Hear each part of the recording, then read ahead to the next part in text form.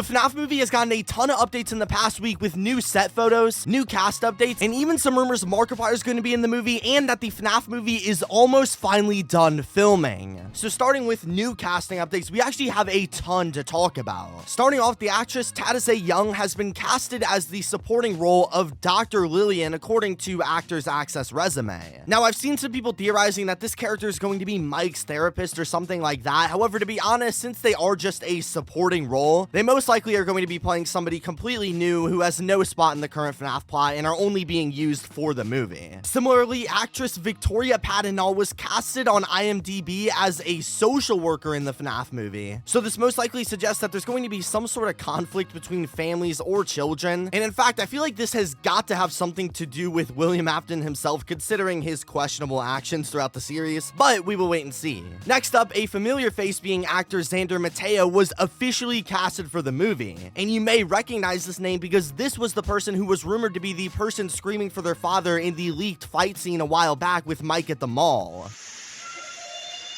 And while him being in the movie was just a rumor, with him being casted officially, it's basically confirmed that he's going to be in the movie, and it seems like if anything, he's going to have quite an important role at some point. Now, in the realms of music, just the other day, we learned composer Michael Whalen joined the film on the IMDb page to presumably create music of some sorts for the film, which is actually a massive addition since Michael is actually known for composing pieces for the Good Morning America talk show. So in terms of music, it seems like we're actually in some really good hands. But by far, the most interesting actor castings that we've gotten so far was that recently a casting call was put up for a character named Young Vanessa, who in their description they were looking for minors aged 9 to 11 blonde females to portray the young version of Vanessa in the film. So for one, this basically confirms a theory I've had for a long time now that the movie was going to take place both in the past and the present based on Mike's mom being casted for the film among many other things. And now this time we're hearing callings for a young Vanessa, showing there's going to be even more callbacks to previous points in the film. This also gives us a rough estimate as to what the timeline for the movie is going to be, since they are looking for children aged 9 to 11 years old, and Elizabeth Leo, the Vanessa actor herself, is just about 30 years old, so this flashback, assuming her age is accurate to the film, will probably be a couple decades in the past, which would make sense judging by the original Pizza Place film spot that we saw at some points looking like it was open and active, probably when the flashback with young Mike and young Vanessa was being filmed, while near the end of filming, we saw it looked like it had been abandoned literally for decades. Along with this casting call though, we also got 2 new photo double calls as well. One for Mike Schmidt that needs an 18+ male that can portray a Caucasian with brown hair and around 5'5" to 5'7" in height with the same matching skin tone and hair color and look as the actor.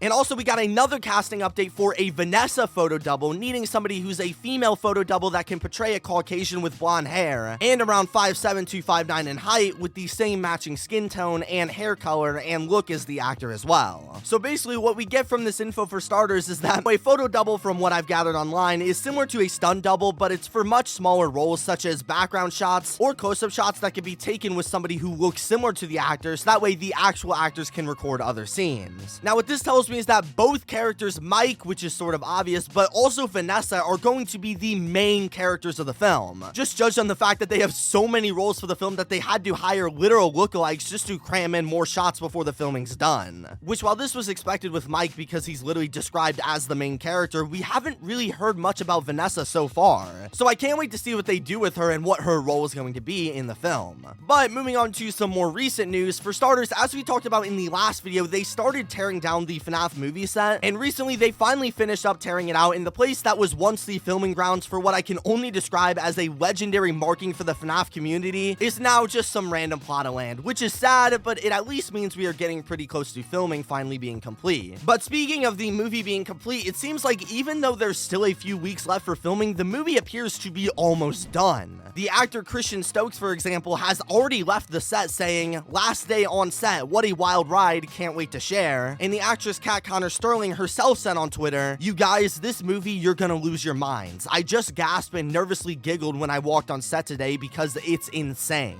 So it seems like everything behind the scenes is starting to come together, and the movie might be nearing completion, at least for the most part, especially since there's only a couple weeks left of filming, which should end in very early April. And as far as I know, not much has been happening as the film gets closer to be moved into post-production, which is when trailers and whatnot will start releasing, maybe even with some real promo posters as well. Now, before talking about the biggest news of the day, another small piece worth mentioning is that we've been seeing a lot of classic cars hanging around the set, as you'd expect, since of course the film is taking place in the past. But most recently, more fake police cars and whatnot have been spotted on these sets, with one news Twitter account supposedly identifying this vehicle as a 1986 Chevrolet K10, which is conveniently 1 year before a specific notable event in the franchise. But I don't know anything about cars, so let me know your thoughts in the comments below if you know more than me. Okay, moving on to the bigger news, let's talk about the Markiplier movie rumors. So basically, about a week ago or so, Markiplier was actually interviewed recently, conveniently around the same time he said he was going on a mini break to shoot his own movie. And basically, in this interview, Markiplier was asked if he was going to show up in the Five Nights at Freddy's movie, where he said, "Everyone wants to know, there was a lot of confusion. Yeah, I can't say anything in particular about that. There was a lot of scheduling conflict, and I can't say anything." Now, with this being said, people believe that this is him basically confirming to us that he's in the film, which I think may be true. He said that everyone wants to know, which tells us he knows about all the rumors that he's going to be in the movie. And what's really weird about this is that he said there was a lot of scheduling conflict, which to me sounds like him basically saying that he was at least supposed to be in the movie. However, for better or worse, it was difficult trying to work around his busy schedule, which of course makes a ton of sense. Now, whether or not this means he's going to be in the movie is still up for speculation. In my opinion, the way he talked in this interview was clearly him trying to not spill anything, as if he was under some sort of NDA, which makes him legally required to stay quiet. But the way that he said this, it sounded like something had either gone wrong with it or they needed to rework some things for his part. So to be honest, I can't exactly be sure. But in some other cool content creator news, a little while ago, we found out that Scott Cawthon and his family were actually spotted in New Orleans to watch the movie being filmed. And in fact, most recently, 4 separate content creators, Razbowski, 8-Bit Ryan, Dawko, and Baz, all posted on their socials that I'll be going to New Orleans to be checking out some of the FNAF movie sets. Scott Cawthon has invited me to come and visit and check out filming, and maybe I'll even get to meet Freddy. Hopefully, but I'm going to meet Scott finally. And Dawko himself even said that Scott gave him full permission to vlog what he sees onto set in his own video.